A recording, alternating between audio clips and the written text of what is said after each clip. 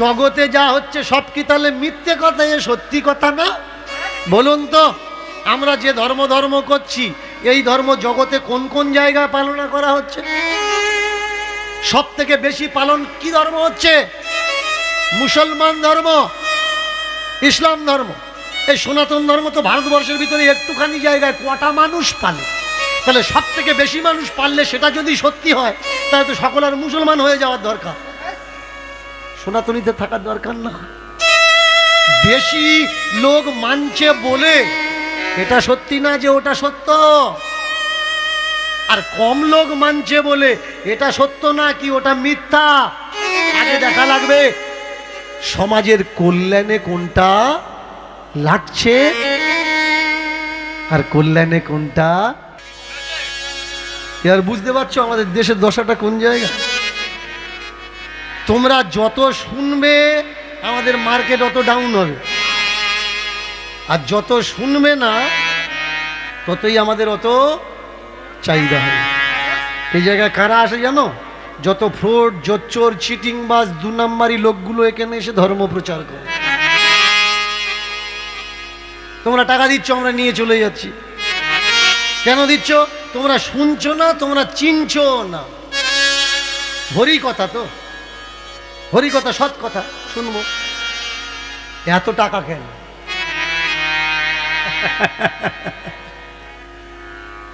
এক্ষুনি তুমি আমার বলতে পারো, বাবা তুমি অত নিচ্ছ কেন? আর কেউ নিচ্ছে সেতে অসুবিধে নেই, তুমি অত নিচ্ছ কেন? বলি শোনো, এই জন্যে নিচ্ছি তোমরা শুনছো না বলে। যদি শুনতে না, তা আমাদের দরকার হতো না। ধর্ম কি? ধর্ম হচ্ছে সহজ সরল, সৎ পথে থাকো, সত্যি কথা বলো, পরের জিনিস নিও না, কাউকে দুঃখ দিও না, কাউকে কষ্ট দিও না, এই তো ধর্ম। তো এইটুকার জন্য এত বিজনেস। মূল সংজ্ঞা শোনো, গুরুদেব তার ছেলেকে বলছে, ওই রাখাল বালককে, যে গোপাল তুই যে দীক্ষা নিবি করছিস, দীক্ষা মানে কি জানিস? নিজ নারী ব্রহ্মচারী সচ্চরিত্র রবে, নিজ স্ত্রী ব্রহ্মচারী সচ্চরিত্র রবে, পরস্ত্রী পর দ্বারা প্রভু গ্রহণ না করিবে। তুমি যদি ভগবানকে নাই বা ডাকো, ভগবান তোমায় ডেকে লবে। অন্যের দ্রব্য, অন্যের বস্তু কখনো হাত না লাগাবে। তুমি যদি ভগবানকে নাও ডাকো, ভগবান তোমায় ডেকে লবে। অন্যের সম্পদ, অন্যের ধন, অন্যের জমি কখনো অধিকার না জাতাবে। তুমি যদি ভগবানকে নাও ডাকো, ভগবান তোমায় ডেকে নেবে। এই কটা সংজ্ঞা, এর নামই তো ধর্ম। ধর্ম মানে সাদা, ধর্ম মানে সহজ, ধর্ম মানে সরল। সে যে কোনো মতপথের মানুষ হোক, ভালো মানুষ সবসময় ভালো মানুষ। কোনো মালা তিলকের প্রয়োজন হয় না যদি তুমি সৎ হও, সত্যবান হও, নিষ্ঠাবান হও, আদর্শবান হও। আর তোমার ভিতরে 2 নাম্বারিতে, ছালচাতুরিতে ভরা যত মালা নাও, যত তিলক নাও, ওতে কোনো যায় আসে না। যে স্বর্গ, যে নরকের জন্য আমরা লড়াই করছি, জানেন কে স্বর্গে যাবে আর কে নরকে যাবে? ভালো করে মন দিয়ে শুনুন। মরার পরে গ্রামের মানুষ যদি চর্চা করে, ও গেছে না ভালো হয়েছে, ওর আরো আগে যাওয়ার দরকার ছিল, জানবে ও নরকে গেল। আর মরে যাওয়ার পরে দূর দূরান্তরের মানুষ যদি বলে চললে একবার দেখে আসি, ওরকম মানুষ আর হবে না। সে যাবে কোথায়? স্বর্গে। কেন? টাকা আছে বলে যে স্বর্গে যাবে তা নয়, পয়সা আছে বলে যে স্বর্গে যাবে তা নয়। অনেকে তো আবার ঠিকা নিচ্ছে, কন্ট্যাক্ট করে নিচ্ছে যে তোমার বাবা মরে গেছে, স্বর্গে পাঠিয়ে দেবো। কি নানান রকমের টিকিট আছে, 40খানা ব্রাহ্মণের টিকিট, 60খানা ব্রাহ্মণের টিকিট, 50খানা ব্রাহ্মণের টিকিট। যত ব্রাহ্মণ বেশি লাগবে, বাজেট যত বেশি হবে, তোমার বাবা স্বর্গে যাবে। আমাদের সমাজে এখনো পর্যন্ত হয়, আপনাদের এ সাইটে হয় কিনা জানি না, মানুষ মরে গেলে শ্রাদ্ধ টাদ্ধ অনেক অনেক সাইটে হয়। শুধু তাই নয়, বলুন তো, মানুষ মরে গেলে আগে শ্রাদ্ধ কে করে? ছেলেরা করে না মেয়েরা করে? মেয়েরা আগে করে। 3 দিনে কাজ করে, তা না হলে 5 দিনে কাজ করে। 3 দিনে কাজ করে মেয়েরা যদি তার বাম্মাকে স্বর্গে পাঠিয়ে দিল, 10-12 দিন পরে তার ছেলেরা আবার শ্রাদ্ধ করছে, তাহলে বামনারা কি বলবে? ও দাদা আবার নেমে এসো দাদা, ফের স্বর্গে পাঠাবো দাদা। কারণ তুমি যত নিচে নামবে আমাদের কামাই অত বেশি হবে। এবার যদি মেনে চলুন 4টে ছেলে ঝগড়া করে, 4টে ছেলে ঝগড়া করেছে একসঙ্গে শ্রাদ্ধ করব না, তার মানে শ্রাদ্ধ আলাদা আলাদা হবে, তাহলে একটা বাবা কবার স্বর্গে যাবে?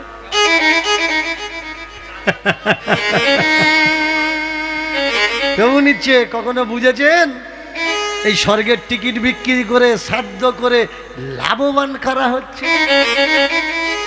আপনি আর আমি ঝগড়া করলাম, গলায় কাঁচা নিবি নে? তুই কি মানুষ? তোর বাপ ঠাকুর দ্বারা নেড়া হয়ে আসছে, তুই নেড়া হবি না? তাহলে তোর বাপ ঠাকুর দ্বারা কি বোকা নাকি? তারা এতদিন শ্রাদ্ধ চালিয়ে এসছে। অনেকে আমায় বলে যে ঠাকুর আপনি শ্রাদ্ধ বন্ধ করতে চাচ্ছেন, তাহলে আমাদের বাবা ঠাকুর দ্বারা ওরা কি বোকা নাকি যে এতদিন চালিয়ে এসছিল? না ভাই, তোমার বাবা ঠাকুর দ্বারা বোকা নয়, চালাক তোমরা। তোমার বাবা ঠাকুর দ্বারা কেউ যদি মারা যেত, তার বউগুলো কাঠের ওপরে দিয়ে পোড়াতো, সতীদাহ প্রথা। তোমরা বন্ধ করে দিলে কেন? তোমার বাপ ঠাকুর দ্বারা তো পুড়িয়ে এসছে, আবার চালু করো, মা বোনগুলো পোড়াও। তোমার বাপ ঠাকুর দ্বারা সারা জীবন গামছা ধুতি পরে ঘুরেছে, তোমরা স্যুট প্যান্ট পরে ঘুরছো কেন? তোমার বাপ ঠাকুর দ্বারা সারা জীবন জুতো পরে ঘুরেছে, খালি পায়ে ঘুরেছে, তোমরা জুতো পায়ে পরে ঘুরছো কেন? তোমার বাপ ঠাকুর দ্বারা হেঁটে ঘুরেছে, তোমরা সাইকেল বাইক ভ্যানে ঘুরছো কেন? তোমার বাপ ঠাকুর দ্বারা মাটির ঘরে খড়ের চালে কাটিয়েছে, তোমরা 2তলা 3তলা বানিয়ে টাইলস পাথর লাগাচ্ছ। কই এগুলোর বেলা তো বলো না আমার বাপ ঠাকুর দ্বারা অত চকদারি করেনি, বাহাদুরি করেনি, আমরা এগুলো করব না। যখন আসে কুসংস্কারের কথা, কোনো পড়াশুনো জানা ছেলে, শিক্ষিত ছেলে যখন প্রশ্ন তোলে, যে জীবনে স্কুলে যায়নি সে তার প্রতিবাদ করে আর বলে আরে এত লোকে মানছে, তাহলে কি সব মিথ্যে? জগতে যা হচ্ছে সব কি তাহলে মিথ্যে কথা? এ সত্যি কথা না? বলুন তো, আমরা যে ধর্ম করছি, এই ধর্ম জগতে কোন কোন জায়গায় পালন করা হচ্ছে? সব থেকে বেশি পালন কি ধর্ম হচ্ছে? মুসলমান ধর্ম, ইসলাম ধর্ম। এই সনাতন ধর্ম তো ভারতবর্ষের ভিতরে একটুখানি জায়গায় কটা মানুষ পালে, তাহলে সব থেকে বেশি মানুষ পারলে সেটা যদি সত্যি হয়, তাহলে তো সকল আর মুসলমান হয়ে যাওয়ার দরকার, সনাতনীতে থাকার দরকার না। বেশি লোক মানছে বলে এটা সত্যি না যে ওটা সত্য, আর কম লোক মানছে বলে এটা সত্য না কি ওটা মিথ্যা। আগে দেখা লাগবে সমাজের কল্যাণে কোনটা লাগছে আর কল্যাণে কোনটা লাগছে না। মন্দিরে যে ঠাকুর বসে আছে ওই ঠাকুরটা কার? আপনার ঠাকুর। আপনি কে? আপনি হলেন ভক্ত। কখনো ঠাকুরের সামনে দাঁড়িয়ে ঠাকুরকে জিজ্ঞাসা করেছেন যে হে ঠাকুর, বৈদিক সময় কাল থেকে বিগত 200 বছর আগে পর্যন্ত যে ঠাকুর ঘরে আমাদের অধিকার ছিল না ঢোকার, শুধু তাই নয়, সামনে থেকে যাওয়ার অধিকার ছিল না, ঠাকুর ঘরে চূড়া দেখে প্রণাম করার অধিকার ছিল না। আজকের সেই ঠাকুর তুমি আমাদের ঠাকুর হয়ে গেলে, সেদিন তুমি কোথায় ছিলে?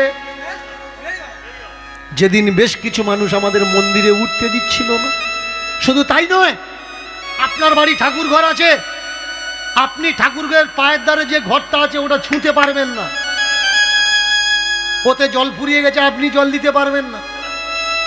ও আসবে যখন তখন জল দেবে। ডাবটা আপনি পাল্টাতে পারবেন না, গামছাটা আপনি পাল্টাতে, আপনার ঠাকুর, আপনার দেবী ঘর, আপনার ডাব, আপনার জল, আপনি হাত লাগাতে পারবেন না। এ বিষয়টা কিরকম হয়ে গেল যে আমার বাবা মরে গেছে, আমি কাঁদতে পারবো না, ভাড়া করা লোক দিয়ে আমার কাঁদাতে হবে। আমার হাত পায়ে যন্ত্রণা হচ্ছে, আমি কাঁদতে পারবো না, লোক ধরে কাঁদানো লাগবে। তোমার ঠাকুর, আমার ঠাকুর, আমার আর আমার ঠাকুরের মাঝখানে এই যে 3 নাম্বার ব্যক্তিটা ঘন্টা নাড়াচ্ছে, ইয়ে কে? কখনো নিজেকে প্রশ্ন করেছেন? আপনি বলবেন আমরা ঠাকুর পূজা করতে পারবো, কেন পারবেন না? আপনি বলবেন আমি তো মন্ত্র জানি না, সংস্কৃত ভাষা আমি জানি না, কার পরে কি বলতে হয়। আচ্ছা, আপনি তো বাংলা ভাষা জানেন,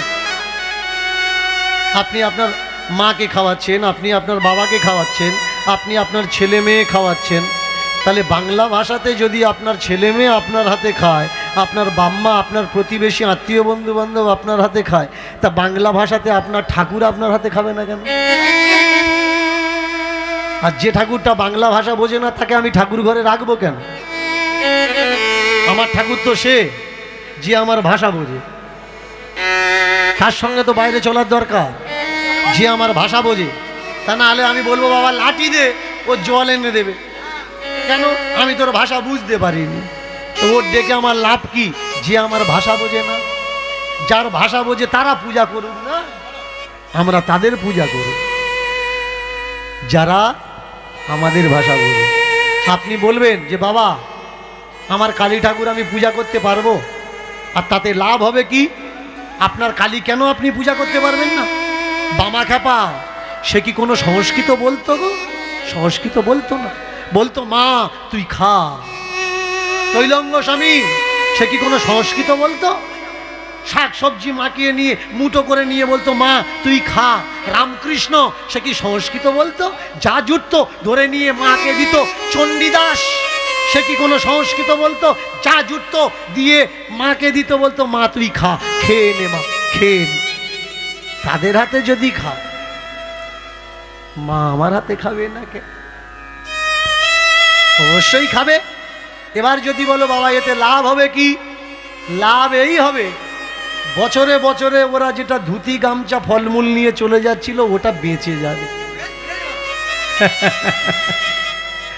মায়ের পূজা করছেন, মায়ের নামে ফর্দ লিখে দিল, মায়ের নামে একটা শাড়ি লাগবে। কখনো দেখেছেন ওই শাড়িটা মাকে পরিয়েছে? মাকে পরায়নি, ভাঁজ খোলে না, মায়ের পায়ের ধারে রেখে দেয়। তোর মা যদি উলঙ্গ হয়ে দাঁড়িয়ে থাকতো, তুই পারতিস কাপড় ভাঁজ করে মায়ের পায়ের ধারে রেখে দিতে? তুই পারতিস না। আর পাচ্ছিস কেন? কারণ ওই মাটা তোর মা নয়, তাই তো মা উলঙ্গ হয়ে দাঁড়িয়ে আছে। আর কাপড়টা কিনে দিলে মাকে পরানোর জন্যে, কিন্তু এক শ্রেণীর মানুষ কাপড় ব্যাগে করে নিয়ে চলে যাচ্ছে। কেন যাচ্ছিস? ফলমূল নিয়ে চলে যাচ্ছে, কেন যাচ্ছিস? জিনিসপত্র নিয়ে চলে যাচ্ছে, কেন যাচ্ছিস? এগুলো আমরা পূজা করেছি, এতে আমাদের অধিকার। আচ্ছা তুমি আমার বাড়িতে কাজ করতে এসছো, বাড়ি থেকে কোদাল আনোনি, আমি কোদাল তোমায় দিয়েছি। তুমি আমার বাড়িতে কাজ করতে এসছো, বাড়ি থেকে দা আনোনি, দা আমি দিয়েছি, শাবল আমি দিয়েছি, কাস্তে আমি দিয়েছি। চলে যাওয়ার সময় তুমি নিয়ে চলে যাবে, কারণ ওটা তোমার নয় তো। আর যদি নিয়ে চলে যায়, আমরা জিজ্ঞেস করবো না যে ভাই কাজ করছিলিস, কোদাল কোথায় রাখলি? আমি বাড়িতে কোদাল খুঁজে পাচ্ছি না। শাবল কোথায় রাখলি? আমি শাবল খুঁজে পাচ্ছি না। আমার বাড়ি থেকে যদি কোদাল শাবল নিয়ে চলে যায়, আমরা জিজ্ঞেস করি। কিন্তু যারা আমার বাড়িতে আমার মাকে, আমার বাবাকে পূজা করতে এলো, মার জিনিসপত্র সব নিয়ে তারা চলে গেল। কেউ একবার জিজ্ঞেস করলাম না যে আমাদের মায়ের জিনিস মাকে দেব বলে আমরা কিনে দিয়েছি, তোমরা নিয়ে চলে আসলে কেন? আর আমাদের এত বড় বড় মাতৃভক্ত, আমরা ফর্দ করে দিল ঘি লাগবে, মধু লাগবে, কখনো দশকর্মা ভাণ্ডারের ঠাকুরের ঘিটা খেয়ে দেখেছেন? যেটা ঠাকুরকে দিচ্ছেন, যে ঠাকুর খেতে পারবে কিনা? কখনো দশকর্মা ভাণ্ডার থেকে মধু যেটা নিয়ে আসেন ঠাকুরের নামে খেয়ে দেখেছেন? যেটা আপনি খেতে পাচ্ছেন না সেটা ঠাকুরের মুখে তুলে দিচ্ছেন। আপনি কিরকম ছেলে? ও তো খাওয়ার জিনিস না। এবার ঠাকুর পূজা হচ্ছে, আয়নাটা কত বড়, এত বড়, চিরুনি এতটুকু ছিল। তুমি পারবে ওই চিরুনিতে মাথা ছাড়তে? চিরুনি তুমি তুলে দিলে ঠাকুরের। এটা ঠাকুরের পূজা হচ্ছে নাকি ঠাকুরকে অপমান করা হচ্ছে? আর যদি ঠাকুরকে অপমান করা হয় তা আবার কবে বুঝবে? মায়ের নামে শাঁখা কিনছেন, শাঁখা কিন্তু গোল নয়। নিজে যখন শাঁখা পনছেন ডিজাইন দেখে, আর কালী নামে মায়ের নামে যখন শাঁখা কিনছেন, দুর্গার নামে যখন শাঁখা কিনছেন, শাঁখাগুলো টেরা মেরা, মাঝখানে সব এখনো ফিনিশিং হয়। ও কেউ পড়তে পারবে? তোমার হলে তুমি পড়তে পারবে। এটা কি ঠাকুর পূজা? এটা ঠাকুর পূজা নয়। আচার আর বিচার কে বলেছে? এতগুলো দ্রব্য লাগে, এতগুলো জিনিস লাগে। গুরুদেব দাঁড়িয়ে বলছে, শোন, কে বলেছে, কে বলেছে লাগবে অনেক দ্রব্য। তুমি যে আমার দীক্ষা দেবে, কি দিয়ে দীক্ষা দেবে? বলে এই দেখ, দীক্ষা নাম দিয়ে হয়, নাম দিয়ে দীক্ষা হয়। কি নাম দিয়ে দীক্ষা হয়? ভগবানের নাম দিয়ে দীক্ষা হয়। আচ্ছা, ভগবানের নাম দিয়ে যদি দীক্ষা হয় তাহলে ভগবান কি নামে দীক্ষা নিয়েছে? নাকি শুধু দীক্ষার বেলা ভগবান ভগবান দীক্ষা টিক্ষা নেয়নি? বলে না রে, ভগবান দীক্ষা নিয়েছে। কখনো আপনারা নিজেকে প্রশ্ন করেছেন, যার নামে আমরা দীক্ষা নিই সে কি নামে দীক্ষা নিয়েছে? যার নামে আমরা গলায় তুলসীর মালা পরছি, অ্যাকচুয়ালি তার গলায় কিসের মালা ছিল? আজকের যে তুলসী তুলসী তুলসী তুলসী করে পুরো জগৎ পাগল হয়ে গেছে। হিন্দু মানুষ মানে তুলসীর মালা গলায় থাকতেই হয়, না থাকলে সে তোমার ভিতরটা যা পারে হয় হোক, তুমি ভালো নয়, ও দিয়ে কোনো মতলব নেই, গলায় তুলসীর মালা থাকবে। কিন্তু যার নামে মালা আর যার নামে দীক্ষা, সে কোন নামে দীক্ষা নিয়েছে আর কিসের মালা পরিধান করেছে? যেসব বৈষ্ণবরা আজকের বলছে না যে বৈষ্ণবের মূল মালা তুলসীর মালা, ভালো করে শুনে নাও, বৈষ্ণবের মূল মালা তুলসীর মালা না। বৈষ্ণবের মূল মালা হচ্ছে আমলকির মালা। আমলকি ফল খেতে যেটা টক, আমলকি ফলের মালা বৈষ্ণবের মূল মালা। এই আমলকির মালা থেকে পরে তুলসীর মালাতে এসছে। তুলসীর মালা যতই পড়ো না কেন, হরিভক্তি বিলাস, হরিভক্তি বিলাসের চতুর্থ বিলাস স্পষ্ট উল্লেখ আছে। তুলসীর মালা যদি পড়ো তথাপি তোমার আমলকির মালা ত্যাগ করা চলবে না। কিন্তু জগতে তো এরকম কাউকে দেখা পাই না যে তুলসীর মালা পরে আবার আমলকির মালাও পরে। কিন্তু মানুষ যদি তুলসীর মালা না পড়েছে মানুষকে নিন্দা করে।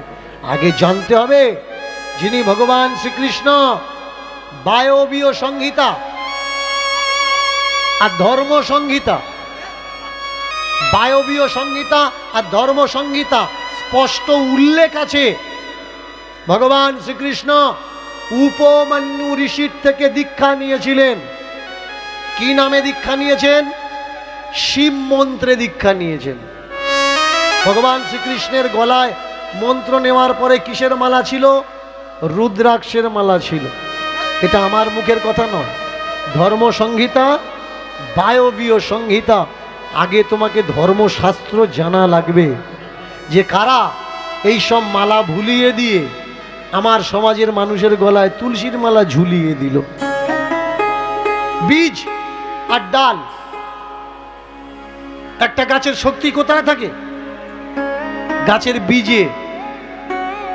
ভালো করে খেয়াল করে, গাছের বীজে, বীজে যতটা শক্তি আছে, বীজে প্রাণ শক্তি থাকে, ডালে প্রাণ শক্তি থাকে না। এটা একটা মতবাদ মাত্র। আমরা যে তুলসীর মালাটা পরছি গলায়, তুলসীর গাছকে ডালকে কেটে নিজের সাইজ মতো সাইজ করে নিচ্ছি, তাহলে এটা হলো তুলসী গাছের ডাল। কিন্তু তুলসী গাছের আদি শক্তি কোথায়? পাতাতে আর বীজেতে। তুলসীর পাতাতে। তুলসী গাছ আমরা পূজা করি কেন? তুলসীর পাতা আর তুলসীর বীজের জন্যে, তুলসীর ডালের জন্যে নয়। আজকে দেখুন, যদি কেউ মাথা যন্ত্রণা করছে আর সেই মাথা যন্ত্রণা কমানোর জন্য যদি কেউ ডিসপিন ট্যাবলেট খায়, খাওয়ার পরে মাথা যন্ত্রণা কমে যাবে, গেলে সে কি করবে? ডিসপিন ট্যাবলেটকে পূজা করবে যে এইটা খেয়ে আমার মাথা যন্ত্রণা কমে গেছে। আজকের আমাদের দেশে আমরা গাছ কেন পূজা করি? গাছের দ্রব্য ভেষজ গুণের জন্য আমরা গাছকে পূজা করি। আমরা বট গাছকে পূজা করি, আমরা অশ্বত্থ গাছকে পূজা করি, আমরা বেল গাছকে পূজা করি, আমরা নিম গাছকে পূজা করি, আমরা তুলসী গাছকে পূজা করি। কেন পূজা করি? ভেষজ গুণের জন্যে, এছাড়া কিন্তু আর কিছু নয়। তুলসী গাছ প্রত্যেকটা ঘরে লাগানোর দরকার। কেন দরকার? যদি গ্যাসের সমস্যা থাকে, অম্লের সমস্যা থাকে, দুটো তুলসীর পাতা ডলা দিয়ে একটু রস করে খেয়ে নাও। শুকনো তুলসী পাতা ফেলো না, বাড়িতে রেখে দাও। পাকা তুলসী পাতা গুঁড়িয়ে গুঁড়িয়ে রেখে দাও, শুকিয়ে রেখে দাও। তোমরা বাড়িতে চা তৈরি করে খাও, মাঝে মধ্যে তুলসী পাতা, ওর সঙ্গে ধন্বন্তরী, 2-5 রকমের তুলসী পাতা ছড়িয়ে দিয়ে একটু ফুটিয়ে মাঝে মধ্যে খাও, দেখবে পেটের কোনো সমস্যাই থাকবে না। তুলসী পাতা পূজা করার জন্যে নয়, তুলসী পাতা মানব শরীরের উপকারের জন্য। কিন্তু সেই তুলসী গাছ নিয়ে আজকের কত বড় ঝামেলা হচ্ছে, তাকিয়ে দেখুন। সবাই বলে দীনকৃষ্ণ ঠাকুর নাকি তুলসী গাছকে নিন্দা করে, তুলসী মহারানীকে অপমান করেছে। কি অপমান করেছি আমি? রামায়ণে লেখা আছে, আমি সেটা বলেছি যে তুলসী গাছের মাথায় কুকুর পেশাব করে কেন? এ তো সকলে জানে কেন পেশাব করে। আমি যখন বলছি দোষ আমার গায়ে পড়ছে, তুমি বলবে? আর আমি বলছি কেন? তোর বইয়ে লেখা আছে কেন? এ তো সেই রকম হয়ে গেল। সরকার থেকে মদের লাইসেন্স দিচ্ছে, ওতে অসুবিধা নেই, কিন্তু তুমি মদ খাও, তোমার ধরে নিয়ে লকআপে ভর্তি করে দেওয়া। আরে মদ যদি খারাপ জিনিস, ওদের লাইসেন্স দিচ্ছিস কেন বিক্রি করা? সিগারেটের লাইসেন্স দিচ্ছে, কিন্তু পাবলিক প্লেসে সিগারেট খেলে তখন তাকে ধরে নিয়ে যাচ্ছে। লাইসেন্সটা তুই দিচ্ছিস কেন? তোর ধর্মগ্রন্থে যদি খারাপ কথা লেখা না থাকতো আমি পড়তাম না, আমি বলতাম না। লেখা আছে, সেটা একবার কেউ বলছে না। যে রামায়ণে লেখা আছে ওই পৃষ্ঠার কটা ছিঁড়ে ফেলে দেওয়ার দরকার। যখন দীনকৃষ্ণ ঠাকুরের মতো কিছু লোক বলা আরম্ভ করে, তখন এরা তাদেরকে নিন্দা, যে তোমার এ কথা বলা উচিত হচ্ছে না। কেন উচিত হচ্ছে না? এসো না ভাই, দেখি কিরকম বৈষ্ণব। আমলকির মালা পরো, তুলসীর মালা পরো, আমলকির মালা পরো। কারা এগুলো ভুলিয়ে দিল? মালা আমরা পরি কেন? দ্রব্য গুণের জন্য। আমলকির মালা কি হবে? আমলকি হচ্ছে পিত্তনাশক। ওর রস আমার বডি যখন অ্যাবজর্ব করবে, আমার বডিতে পিত্তের সমস্যাটা থাকবে না। সিম্পল। এর জন্য অনেকে পাঁচলও খায়, ঘটের জল। ঘটের জলে কি থাকে? এনজাইম থাকে, এনজাইম। এর জন্য পড়াশুনো করা লাগবে। কি এই এনজাইম? এনজাইম হচ্ছে বস্তুর থেকে মাইক্রো জীবনী শক্তি। আমরা রাত্রে ত্রিফলা ভিজিয়ে দিই, সকালে উঠে খালি পেটে বাসি পেটে খাই। কেন খাই? বস্তুর থেকে, দ্রব্যের থেকে এনজাইম বেরিয়ে আসে, ওয়াটারে রিলিজ হয়। বস্তুর থেকে ওয়াটারে রিলিজ হয়, আর ছেঁকে নিয়ে সেই ওয়াটারটা আমরা যখন খাই, পান করি, ড্রিঙ্ক করি, তখন সেই জলের সঙ্গে এনজাইম আমার বডিতে সার্কুলেশন হয়। আমার ব্লাড, আমার স্টমাক, আমার লিভার সব কিছু পরিশুদ্ধ হয়। তার মানে এই নয় যে ত্রিফলাকে পূজা করতে হবে। চমৎকার। দেখুন, কিছু কিছু মানুষ তো বট গাছেও শাড়ি জড়িয়ে দিচ্ছে। কেন? না, ওটা মেয়ে ছেলে আর একটা বেটা ছেলে, একটা ধুতি জড়িয়ে দিচ্ছে, একটা লাল পেরে জড়িয়ে দিচ্ছে। আরে ভাই, খোঁজ নিয়ে দেখ, তোর গ্রামে কত গরিব মানুষ কাপড় পরতে পারছে না, তাকে পরা। ওই কাপড় তাকে না পরিয়ে তুই গাছে জড়িয়ে দিচ্ছিস ঠাকুর ঠাকুর করে। আজকে তাকিয়ে দেখুন, কৃষ্ণ, গোপাল, বিষ্ণু, মনসা, কালী বটগাছ তলায় কাঁড়ি হচ্ছে, বর্ষার সময় বৃষ্টিতে ভিজছে, তোমার লজ্জা করে না ঠাকুর পূজা করতে? ঠাকুর যখন তুলেছ, পূজা যখন করেছো, তাকে ঘরে রাখার ক্ষমতা নেই, নিয়ে বটগাছের গোড়ায় কেন রেখেছো? বেধর্মীরা দেখে, অন্য ধর্মের মানুষরা দেখে, অন্য মতবাদের মানুষরা দেখে, তারা যদি বলে দেখো তোমার ভগবানের নিজের কোনো ক্ষমতা নেই, সে তোমার বাঁচাবে কি করে? ঝড় বৃষ্টিতে সে গলে ছাতু হয়ে যাচ্ছে, সে ঝড় বৃষ্টির হাত থেকে তোমাকে রক্ষা করবে? তাহলে এতে কি করলে? মূর্তি পূজার নাম করে তুমি ভগবানকে অপমানই করছো মাত্র। আমাদের যে ধর্মগ্রন্থ বেদ, সেই বেদে কোথাও বলা নেই মূর্তি পূজার কথা, তবু আমরা মূর্তি পূজা করছি। আমরা গেঞ্জিতে, গেঞ্জি পরেছি, গেঞ্জিতে রাধাকৃষ্ণর ছবি, জপের মালা নিয়েছি, তাতে রাধাকৃষ্ণর ছবি, চালের বস্তায় রাধাকৃষ্ণের ছবি, পোস্টারে কত দেবদেবীর ছবি। বলো তো ভাই, ওই জামাটা যখন ময়লা হয়ে যাবে, তারপরে তোমার মেয়ে, তোমার বউ, তুমি যখন সার্পে ডুবিয়ে দিয়ে ওটাকে থাবা দেবে, রাধাকৃষ্ণ ভিতর থেকে বলবে না এ আসতে দে, এত জোরে জোরে থাবাচ্ছিস? ঠাকুরের প্রতি তুমি ভক্তি করছো না ঠাকুরের প্রতি তুমি নিন্দা সূচক ব্যবস্থাপনা তৈরি করছো? ঠাকুর তো মনে থাকার দরকার ভাই, ঠাকুর তো রাস্তায় থাকার কথা না। যে ঠাকুরকে মনে রাখার দরকার, সেই ঠাকুর মন থেকে কখন বেরিয়ে চলে গেল বট গাছের গোড়ায়, অশ্বত্থ গাছের গোড়ায়, আমরা নিজেরা বুঝতেই পারলাম না। যে একদিন দাঁড়িয়ে প্রণাম নিয়েছিল, যার কাছে গ্রামের মানুষ একদিন মানত করেছিল, একটা ছেলে দিও, একটা মেয়ে দিও, দুঃখ ব্যথা যন্ত্রণা সারিয়ে দিও, সেই ঠাকুরটা বটগাছের গোড়ায় দাঁড়িয়ে দাঁড়িয়ে আজ ভিজে ভিজে গলে যাচ্ছে। অনেক জায়গায় তো ঠাকুর ভাসানোর জায়গা নেই, ডাস্টবিনে ফেলে দেয়, অনেক জায়গায় বুল্ডোজার চালিয়ে সমান করে দেয়। আমাদের ভারতবর্ষে ভুল ইতিহাস পড়ানো হয়। আমাদের ভারতবর্ষ, ঔরঙ্গজেব যখন মসনদে বসেছিলেন, শাসন করছিলেন, ইতিহাসে আছে ঔরঙ্গজেব নাকি সব থেকে বেশি মন্দির আর মূর্তি ভেঙে দিয়েছিল। আমরা জানি যে সে হিন্দু বিদ্বেষী, হিন্দুদের উপরে প্রচন্ড অত্যাচার করেছে, কিন্তু এটা সত্য নয়। একবার ভাবুন তো, অন্য একটা দিক থেকে ঔরঙ্গজেব দেখতে পেয়েছে, কি দেখতে পেয়েছে? যে মন্দিরে ভগবান থাকে সেই মন্দিরে নিজ জাতিরা উঠতে পারবে না, উচ্চ বর্ণের মানুষ উঠতে পারবে। আর সেই মন্দিরের নামে যত চাঁদা, যত কালেকশন, ওটা ভগবান পাবে না, দেশের কোনো কাজে লাগবে না, শুধু মুষ্টিমেয় কিছু মানুষের পকেট ভর্তি হয়ে যাবে। ঔরঙ্গজেব দেখলো এই মন্দির যদি থাকে আমার দেশ উন্নতি হবে না, এই মূর্তি যদি থাকে আমার দেশ উন্নতি হবে না।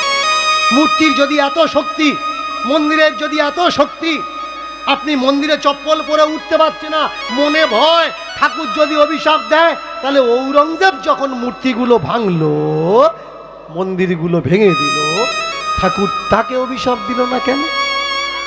এই মন্দির আর মূর্তি এক শ্রেণীর মানুষের বিজনেস মাত্র, এছাড়া আর কিচ্ছু না। ঠাকুর মন্দিরে থাকে, ঠাকুর তো সব জায়গায় থাকে। ভগবান মন্দিরে থাকে, ভগবান তো সব জায়গায় থাকে। কে বলে তুমি মূর্তিতে আছো? তুমি অনলে অবনীলে, আকাশে বাতাসে, গাছে পাতায়, সব জায়গায় আছো। আবার কেউ কেউ বলে তুমি নেই।